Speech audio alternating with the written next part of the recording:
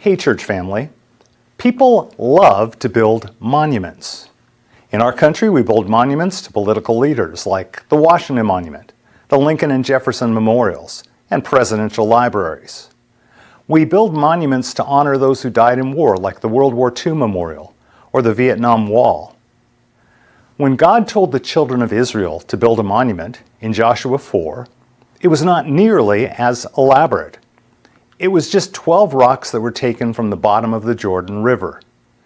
It was set up to be a reminder of God parting the Jordan and bringing the Israelites into the promised land.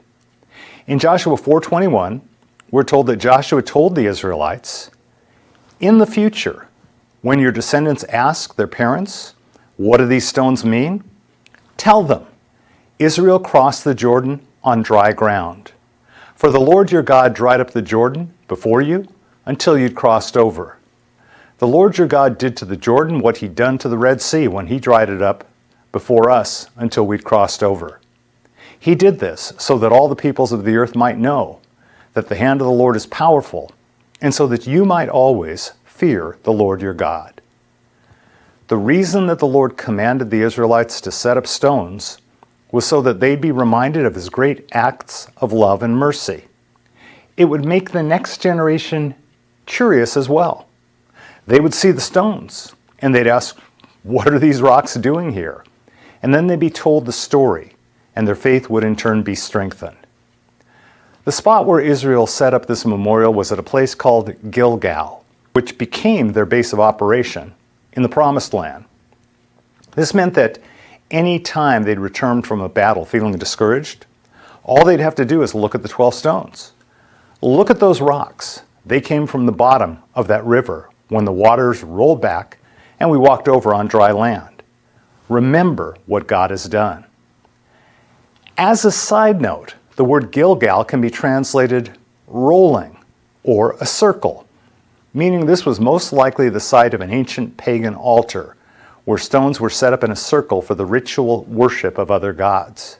So the Israelites, in a sense, reclaimed this place for Yahweh, the true and living God. As beautiful as that is, the sad news is that eventually Gilgal lost its spiritual significance, and later on it reverted back to a place of pagan worship, while the children of Israel occupied the land, and God pronounced judgment on it because of that. So what's the lesson? The lesson is that if you don't cultivate a garden of remembering what the Lord has done for you, weeds are going to grow up. Make it a goal of yours to set up personal memorial stones, some way of remembering what God has done in your life, whether that's through journaling or creating something more visual. It'll give you perspective and help you to remember spiritual milestones that you can tell the next generation about.